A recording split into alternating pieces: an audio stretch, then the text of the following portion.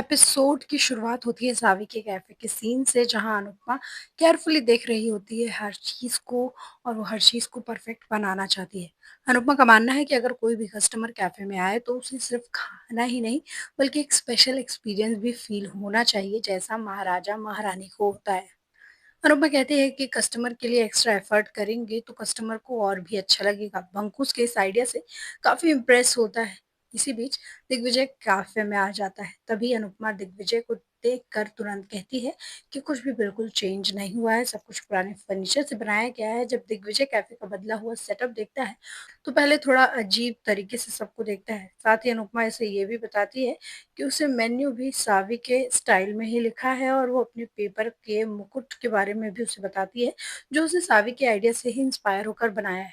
अनुपमा उसे गुस्सा ना आए इसलिए उसे ये सारी बातें बता देती है। दिग्विजय को लगता है कि शायद अनुपमा ने सावी के ओरिजिनल आइडिया को अच्छे से मैनेज करते हुए सब सही कर लिया है और वो देखकर खुश भी होता है। लीला भी काम की तलाश में निकली है, जहाँ वो कहती है कि ये बात किसी को पता ना चले। तभी यशोदा उसके बेटे को निकम्मा होने का ताना मारती है। वो कहती है कि अनुपमा के बच्चे लीला का ख्याल नहीं रखते। तो लीला कहती है कि सब उसे कमा कर देते हैं, लेकिन वो काम करना चाहती है ताकि फिगर मेंटेन रहे।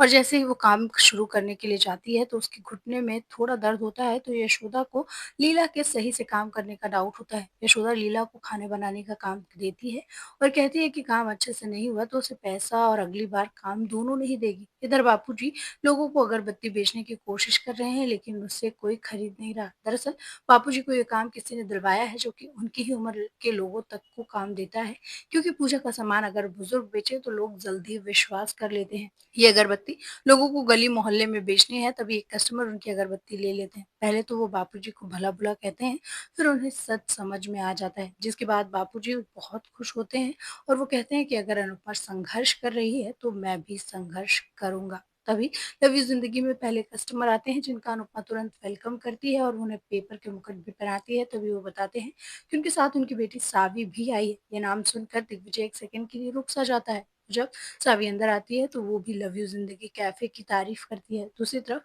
बाबूजी जब अगरबत्ती बेच रहे होते हैं, तभी उनकी नज़र अंश पर पड़ जाती है और वो घबरा जाते हैं और अंश की भी नज़र बलून्स के पीछे बापूजी पर जाती है, लेकिन वो तुरंत छुप जाते हैं। अंश को लगता है कि बापूजी वहाँ पर थे, पर वो वहाँ क्या करेंगे? उन्हें लगता है कि वो उन्हें कॉल करता है और बापूजी अंश का कॉल कट करके उसे मैसेज कर देते हैं कि वो मंदिर की लाइन में है। बापूजी इमोशनल हो जाते हैं, लेकिन ये भी डिसाइड करते हैं कि घर में ये बात किसी को पता नहीं चलने देंगे, क्योंकि वो ये काम करते हैं। स्पेशली बा को अगर पता चला तो इस चीज़ से बहुत ज़्यादा दुखी हो जाएँगी। इधर कैफ़े में आए कस्टमर्स कैफ़े की सर्विसेज़, खाने और हर चीज़ से बहुत ज़्यादा खुश होते हैं। अनुपमा उन्हें दूसरे लोगों से भी कैफ़े के बारे में बताने के लिए कहती है, तभी वो सोशल मीडिया पे भी एक्टिव होने की बात करते हैं। साथ ही अनुपमा उन्हें गुड़ की टॉफ़ी भी गिफ्ट करती है।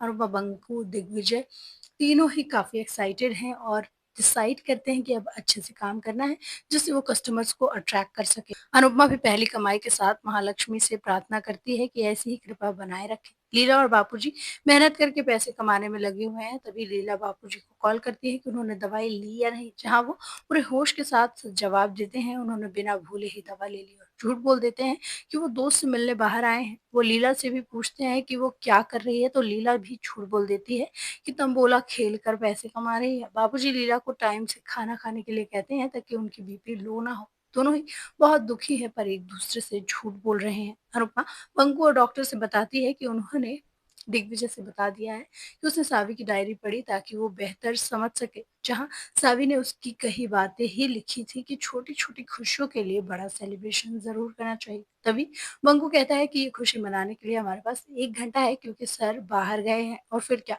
सब लग जाते हैं सेलिब्रेशन में।